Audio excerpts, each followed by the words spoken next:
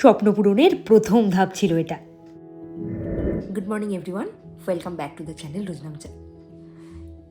এতদিন পর্যন্ত জানতাম রাকেশের বার্থডে আজকে 24 মার্চ, কিন্তু এই বছর থেকে জানলাম ওর বার্থডে নাকি 25 মার্চ।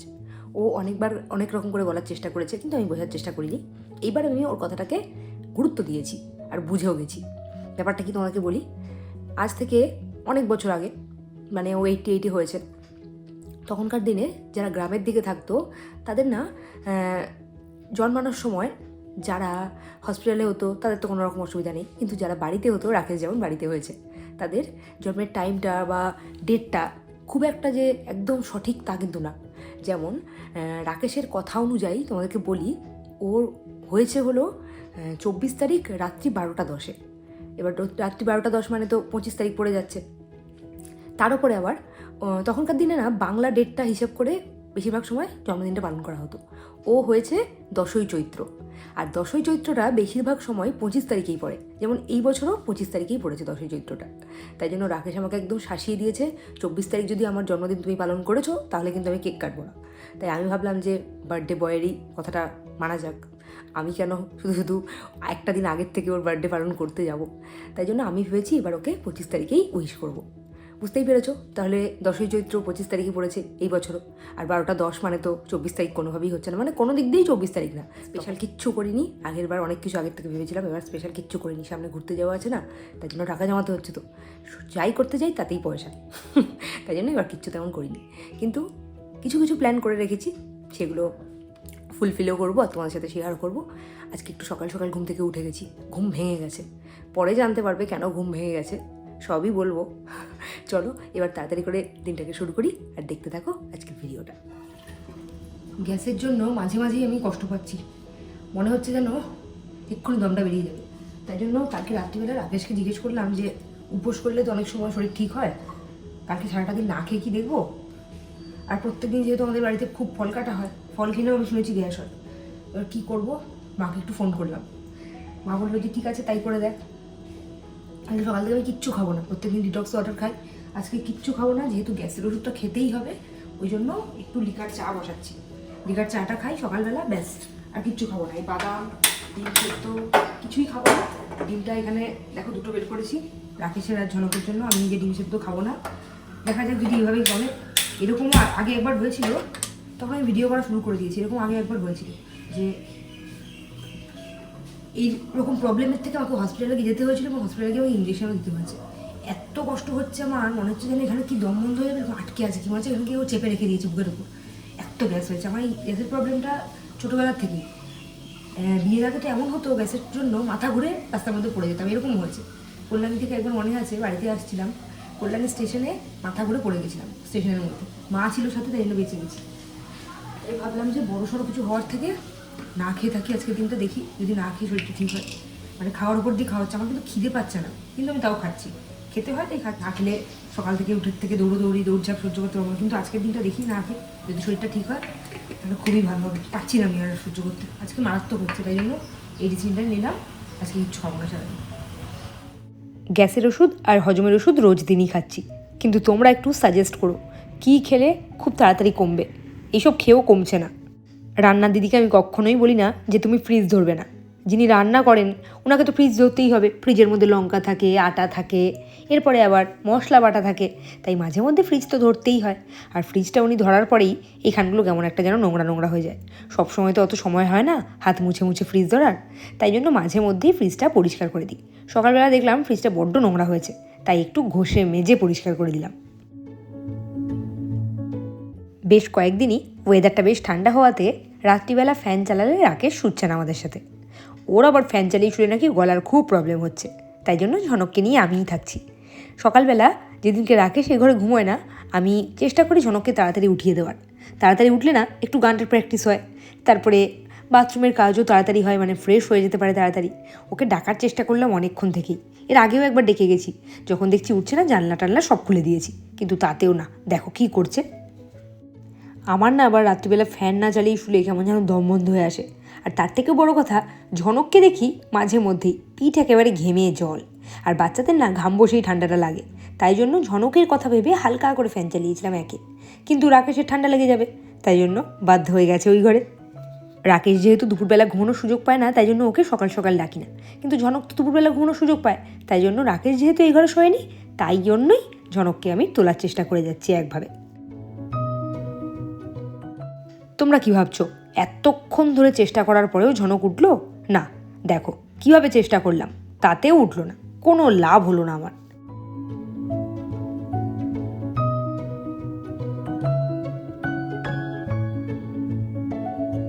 এত কষ্ট করে এতক্ষণ ধরে তুললাম, এই যে কোনো ফল হলো না, জিরো। আবার এই চাদরটা টেনে নিল হাত থেকে, নিয়ে এরকম করে শুয়ে আছে।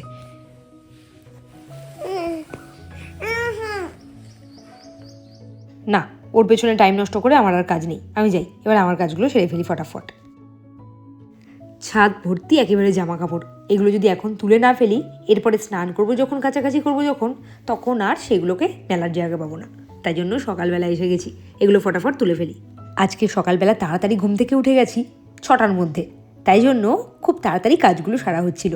তাই ভাবলাম যখন জামা কাপড় তুলতে এসেইছি তখন একটু হেঁটে নেওয়া যাক। ব্যাস, যেমন ভাবনা তেমন কাজ।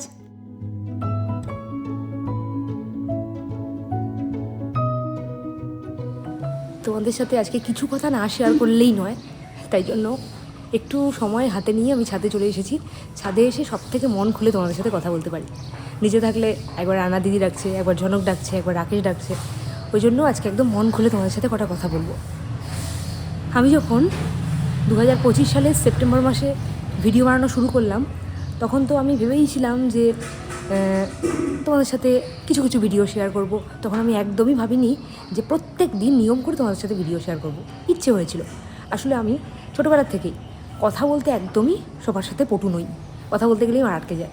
আমার মেন উদ্দেশ্য ছিল একটাই, যে আমি সবার সাথে যেন একদম ফ্লুয়েন্টলি কথা বলতে পারি, আমার যেন কথা আটকে না যায়, এরকম আমার প্রবলেম হতো। জানি না কতটা এখন সবার সাথে মিশতে পারি, কথা বলতে পারি, কিন্তু রাকেশ তো বলে আগের থেকে আমার শেকিনেসটা অনেকটাই গেছে। ক্যামেরার সামনে এসে কথা বলা, মাইক্রোফোনে কথা বলা, এগুলো ছিল আমার মেন ইন্টেনশন। এগুলোই আমি চেয়েছিলাম যে আমি ঠিকঠাক মতো যাতে পারি। 1.5 বছর প্রায় হতে চললো, জানি না কতটা পেরেছি, একটু হয়তো পেরেছি করতে, কিন্তু আমি একদমই তখন ভাবিনি যে আমি এখান থেকে ইনকাম করব। সত্যি কথা বলছি তোমাদেরকে। কন্টেন্ট মনিটাইজেশনের একটা অপশন আছে, তোমরা জানো, ফেসবুকে যারা কাজ করো, আর যারা কাজ করো না তারাও জানো। সেইটা যেদিনকে পেয়েছিলাম, আমি বলতে পারবো না আমি কন্টেন্ট মনিটাইজেশন কবে পেয়েছিলাম। লোকে এটা পেলে খুব আনন্দ করে, আমি জানতামই না। সবাই যদি জিজ্ঞেস করতো তুমি কি ফেসবুক থেকে আর্ন করছো, আমি বলতাম যে না আমি জানি না, আমি দেখি না খুব একটা, ওইটা খুলে খুব একটা দেখি না। পে আউট সেটিংস কী করে করতে হয়, কী করে কন্টেন্ট মনিটাইজেশন পেলে মানে কীভাবে কাজ করতে হয়, আমি কিছুই জানতাম না, সত্যি কথা বলছি তোমাদেরকে একদম। বা আর্নিং কত হলো মাঝে মাঝে গিয়ে সেগুলো চেক করা, কিচ্ছু করতাম না, সত্যি কথা তোমাদেরকে একদম বলছি। মানে কার দিব্যি দিয়ে বললে তোমরা বিশ্বাস করবে, ঝনকের দিব্যি দিয়ে বললে বিশ্বাস করবে, সত্যি দেখতাম না। কিন্তু আমি একদমই ভাবিনি যে 1.5 বছরের আগেই আমি টাকা ইনকাম করতে শুরু করবো। আজকে একদম ফার্স্ট ডে, মানে ফার্স্ট পেমেন্ট আমার ঢুকেছে অ্যাকাউন্টে। এটা দেখে আমি এতটাই আনন্দ পেয়েছি, সকালবেলা আমার ঘুম ভেঙে গেছে। জানি টাকাটা মানুষের জীবনে প্রত্যেকেরই দরকার, কিন্তু টাকা ইনকাম করার জন্য আমি কোনোদিনই ফেসবুকে কাজ করা শুরু করিনি। আমার ইচ্ছে হতো, তোমরা হয়তো দেখেছো প্রত্যেক দিন একটা করে বড় ভিডিও আমি তোমার সাথে শেয়ার করেছি। আমি এটাকে অত্যন্ত ভালোবেসে কাজটা করেছি। রাকেশও আমাকে বলতো যে তোমার কিছু এনার্জি আছে। সত্যি ইমোশনাল হয়ে যাচ্ছি ব্যাপারটা বলতে গিয়ে তোমাদের সাথে। টাকাটা ঢুকেছে, তোমরা হয়তো ভাববে ন্যাকামি করছে, কিন্তু সত্যি কথা বলছি তোমাকে, এই টাকাটা ইনকাম করার জন্য আমি একদমই ভিডিও বানানো শুরু করিনি। টাকার অ্যামাউন্টটা যে বিশাল একটা কিছু তা কিন্তু না, কিন্তু প্রথম টাকা ঢুকেছে, খুব আনন্দ হচ্ছে, এটা হলো আনন্দের কান্না। রাকেশকেও এখনও পর্যন্ত বলিনি, ঘুম থেকে ওঠেনি, কিন্তু আমি ভোরবেলা ঘুম থেকে উঠে সবার প্রথমে মাকে জানিয়ে। মা কিন্তু একদম প্রথম দিন থেকে, মানে যেদিন আমি ভিডিও বানানো শুরু করেছি সেই দিন থেকে আমাকে একদম সাপোর্ট করে যাচ্ছে। একবারের জন্য বলেনি এসব বানিয়ে কী হবে, বা এসব বানাস না, এসব করার কোনো দরকার নেই। বাবা কিন্তু বলেছিল, কিন্তু মা কোনো দিনও বলেনি। আজকে এতগুলো কথা বলার জন্য উপরে এলাম, আর এত আনন্দ হচ্ছে না, মানে এক্সপেকটেশনের বাইরে যদি কিছু হঠাৎ করে পেয়ে যাওয়া যায় তাহলে আনন্দটা যেন বেশি হয়ে যায়। আমি কোনোদিনও বলছি তো, এমন অনেক মানুষ আছে ইনকাম করার কথা ভেবেই ফেসবুকে কাজ শুরু করে, ফ্রাস্ট্রেটেড হয়ে যায়। কিন্তু আমি ফ্রাস্ট্রেটেড হইনি একমাত্র এই কারণে যে আমি তো ভাবিনি যে আমি এখান থেকে টাকা ইনকাম করব। এখন টাকাটা ঢুকেছে বলে তোমাদের সাথে এতগুলো কথা শেয়ার করলাম। আজকে অনেকটা দেরি হয়ে যাচ্ছে, 8টা বেজে গেছে, এবার স্নানে যেতে হবে, স্কুল আছে, পরীক্ষা আছে, কিন্তু এই কথাগুলো তোমাদের সাথে না শেয়ার করে পারছিলাম না, তাই শেয়ার করলাম। বেশ হালকা লাগছে এখন ভেতরটা। তাই ভোরবেলা দেখলাম টাকা ঢুকে গেছে।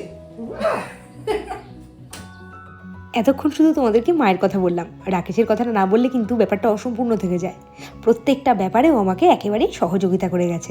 আমি যা যা কিনতে চেয়েছি ও একেবারে প্রত্যেকটা জিনিস আমাকে বলে দিয়েছে, এটা কেনো না, এটা কেনো, এটা কেনো না, এটা কিনো। আমার প্রত্যেক ব্যাপারেও একেবারে A to Z সহযোগিতা করেছে। এমন হয়েছে, চার্জে বসিয়ে স্নানে গেছি, ঝনককে খাওয়াতে এসেছি যখন, তখন একটু কি মনে হলো যে সুইচটার কাছে যাই, গিয়েছি সুইচই অন করিনি, ফোনে চার্জই হয়নি। এখন বেরোচ্ছি, 10 মিনিট আগে চার্জ অন করেছি, চার্জ হয়, তাই জন্য সাথে চার্জারটা নিয়ে নিলাম। আসলে আজকে মনটা বেশ ফুরফুরে, ওই জন্য সব কাজে ভুল হয়ে। এখন তাড়াতাড়ি করে স্কুলে পরীক্ষা আছে, ঝনকের স্কুল আছে, রেডি করাতে হবে। হ্যাঁ হ্যাঁ হ্যাঁ, রেডি করাতে হবে, ওই জন্য তাড়াতাড়ি তো বেরোতেই হবে। বেশি কথা বলে আর সময় নষ্ট করবো না, 9:30 বেজে গেছে। বাড়িতে এসে দেখছি এখানে তো বিশাল তোড়জোড়, আজ হবে আলু কাবলি পার্টি, তারই ব্যবস্থাপনা চলছে। আমি কিন্তু মা আর রাকেশ ছাড়া কারোর সাথে শেয়ার করিনি যে আমার আজকে প্রথম পেমেন্ট ঢুকলো। বাবাকেও বলিনি, বাবাকে কিছু একটা দিয়ে তারপরে বলবো প্রথম পেমেন্ট ঢুকলো। কিছু না দিলে ভালো লাগে বলো তো, মনটাও তো ইচ্ছে করে সবাইকে কিছু দিই। ওর গান তো সবসময়ই চলতে থাকবে, এটা কখনোই বন্ধ হওয়ার নয়। আমি নীল ছাতা নিয়ে দাঁড়িয়ে, তুমি দেখলে না রোদে পোড়ায় রঙিন আছে হারা, তুমি বুঝলো না পারার ইশারা, মন যদি বলে থামতে তুমি থামলে না।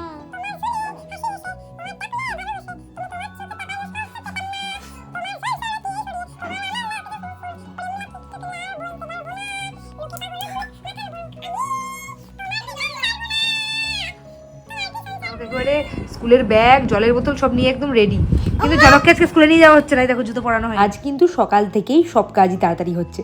এই দেখো, অন্যদিন ঝনককে কোনো রকমে রেডি করিয়ে স্কুলে পাঠাই, আজকে রেডি করিয়েও একটু হাতে টাইম আছে। স্কুলে এখন পরীক্ষা চলছে, তোমাদেরকে আগেও বলেছি। ফার্স্ট হাফের পরীক্ষা শেষ, এইবারে শুরু হলো আমাদের আলু কাবলি পার্টি। বাবা তো আসল কাজ করেই রেখেছিল, এইবারে যে কাজগুলো বাকি আছে সেইগুলো আমরা সবাই মিলে করলাম। না না, আমরা না, আমি তো করিনি, আমি তো ভিডিওগ্রাফারের কাজ করেছি। এই স্মৃতিগুলো কিন্তু ধরে রাখার মতোই স্মৃতি।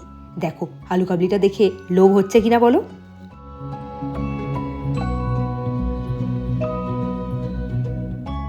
বাবা কিন্তু আমাদেরকে মাঝে মধ্যে এরকম খাইয়ে থাকে, আর এই খাওয়াটাতে সব থেকে বেশি মজা আছে। দোকান থেকে আলু কাবলি কিনে খেলে কতটুকু করে ভাগে পড়ে, তাও 20 টাকা নিয়ে নেয়, কিন্তু বাটি ভরে ভরে আজকে আলু কাবলি খাবো। তবে আমি সকালবেলা বললাম না আমার গ্যাসের প্রবলেম, দিন নির্বাচনটা ভুল হয়ে গেছে। আজ কিন্তু আমি খুব একটা খেতে পারবো না, ওই একটু টেস্ট করবো ওই আর কি।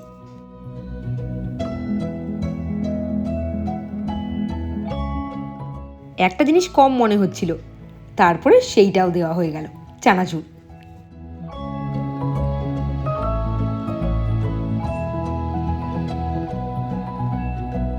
রিনিদিকে আলু কাবলি দেওয়া হবে না, করো না, অমন করো না, আমাকে তোমরা কিচ্ছু দিও না, আলু কাবলিটা দাও গো।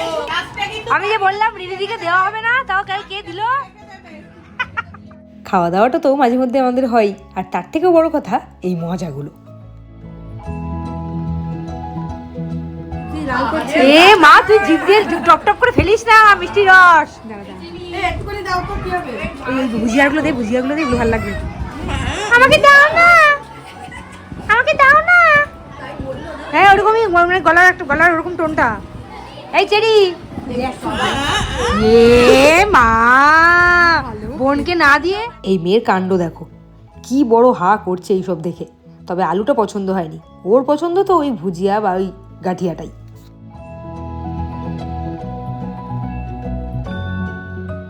এই যে দুর্ভিক্ষর ফলাফল, এমন কোনো মানুষ নেই পৃথিবীতে যে আলু কাবলি খেতে ভালোবাসে না, তাই বলে এইরকম করে খাবে?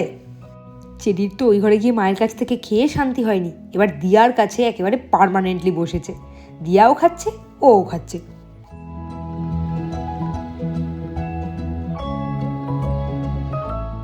স্কুলের কাজ শেষ করে ওপরে এসে কিছুক্ষণ চেরির সাথে খেলা করলাম, বেশ ভালোই লাগছিল আজকে চেরির সাথে খেলতে পেরে। ঝনকের ছোটবেলার কথা মনে পড়ছিল, ঝনক যখন ছোট ছিল তখন ওর সাথেও এরকম বসে বসে খেলতাম যখন হাতে সময় থাকতো। গ্যাসের প্রবলেমটা এতটাই হচ্ছে, আজকে সকাল থেকে কিচ্ছু খাইনি, আলু কাবলি পার্টি হলো স্কুলে।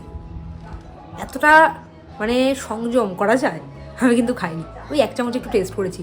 আর আজকে দুপুরবেলা মা একদম হালকা পাতলা রান্না করেছিল, ডাঁটা আলু দিয়ে মাছের ঝোল একদম পাতলা করে, লাউ ঘন্ট, মুসুরির ডাল, সেগুলো দিয়ে খুব অল্প, মানে যেটুকু না খেলেই নয় সেটুকু খেয়েছি। এখন পেটটাকে একদম রেস্ট দেবো। পেটে প্রচুর হাবিজাবি খাবার ঢোকানো হচ্ছিল, পরপর অনুষ্ঠান বাড়ি খেয়েছি, তারপরে রোজই এই যে চিকেন, কোনোদিনও এঁচোড় চিংড়ি, এরকম আর কি রিচ খাওয়া চলতেই থাকছিলো। কয়েকদিন একদম হালকা খেতে হবে, যদিও বলছি কয়েকদিন একভাবে হালকা খেতে হবে, কালকে তো রাকেশের জন্মদিন, বার্থডে উপলক্ষে কিছু তো খেতে হবে, তাই জন্য আজকে পেটটাকে একদম রেস্ট দিচ্ছি। পেটটা রেস্ট দিতে চাইছি কিন্তু দিতে পারছি না, এত অকেশন পরপর। এখন একটু রেস্ট নেবো। ঝনক এসে গেছে স্কুল থেকে, ওকে খাইয়ে দিয়েছি, নিজেরও খাওয়া হয়ে গেছে। সকালবেলা আজকে এত তাড়াতাড়ি ঘুম ভেঙে গেছে, এই যে আজকে টাকা ঢুকেছে এইসব আনন্দের চোটে, তাই জন্য ঘুমটাও হয়নি। কালকে রাত্রিবেলাও শুয়েছি দেরি করে, ওই কারণে এখন একটু রেস্ট না নিলে চলবে না। আমাকে আগে যে তুমি আগে পা দাও দাঁড়া, পা ব্যথা। বালিশ লাগবে। এই ছেলের তো বায়নার শেষ নেই।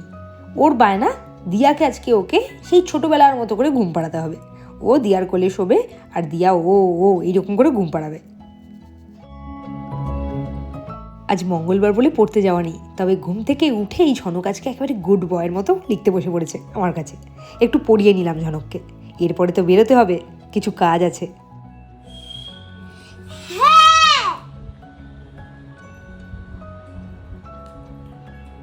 এসেই দেখো না পড়তে বসে করেছি, দেখো না ঘুম থেকে উঠে পড়তে বসে করেছি। কি ভালো আচ্ছা। বেশিরভাগ বাচ্চাদের কাছেই বাবারা এতটাই প্রিয় হয়, আসলে বাবারা তো অত ডিপে ঢোকে না, ওই কারণেই। দেখেছো তো বাবা আসার সাথে সাথে কত আদর।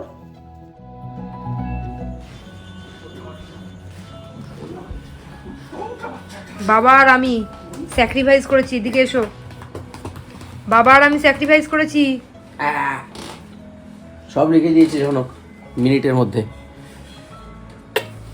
বাহ, বাবার জন্য কিন্তু একটু তুলে রেখে এসেছি, ভাবলাম যে বাবাই এত ব্যবস্থা করলো, বাবা খাবে না, বলছিল খাবে না, কিন্তু বাবার জন্য জোর করে একটু তুলে রেখে এসেছি। কিন্তু আমি তো খেলাম না, কেননা আমার গ্যাসের প্রবলেম হচ্ছে, ওই কারণে। রাকেশ কিন্তু খুব তৃপ্তি করে খেয়েছে, তবে একটা দেখো প্লাস্টিক বেরিয়েছে, কি অবস্থা। এরপরে এলো সেই সময়। দেখো এটার অবস্থা দেখো, টাকা পেয়েই গুনতে শুরু করেছে। গুনবো না, গুনে নেবো না, করবে কি টাকাটা দিয়ে বলো তো? আমার টাকাটা একটু আনন্দ হচ্ছে আজকে, প্রচণ্ড আনন্দ হচ্ছে। আসলে যেটা এক্সপেকটেশনের বাইরে হয় না, সেটা পেয়ে গেলে আর একটু বেশি আনন্দ। যদি এক্সপেকটেশনটা থাকতো তাহলে এতটা আনন্দ হতো। এখন কী করবো সেটা তোমাদেরকে বলছি, আর এখন সেটা করবো। কী কিনবো এগিয়ে চলো। ড্রয়িং করতে যেহেতু খুব ভালোবাসে ঝনক, তাই ঝনকের জন্য এটা আনলাম। শুধু ঝনকের জন্য না, প্রত্যেকটা বাচ্চার জন্যই কিছু না কিছু কিনেছি। আর এরপরে এলাম এই দোকানটাতে। নিজের ইনকাম করা টাকা দিয়ে কাউকে কিছু দিতে বেশ লাগে কিন্তু আমার। আচ্ছা তুমি কি গিফট নিতে চাও? আমার মাথা খারাপ করে দিয়ে, যখন গানের ক্লাস আছে ওকে বলেছিলাম গিফট নিয়ে আসবো তোমার জন্য একটা, ওকে এখনই দিতে হবে গিফটটা। বললাম বাড়ি দিয়ে দেবো, হবে না, নেই আর কি করবি, একটা গিফট দিই।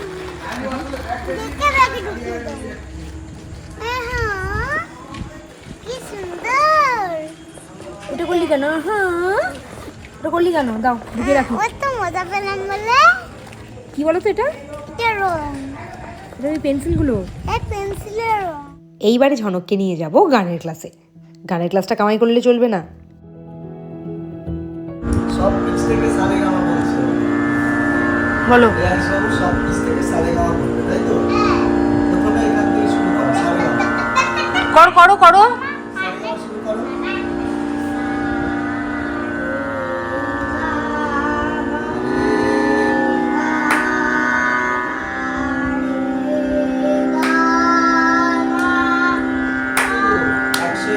এবার পরেরটা বলো।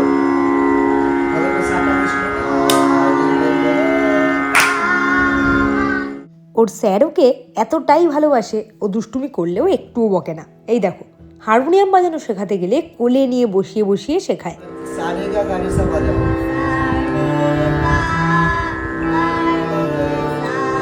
এর থেকে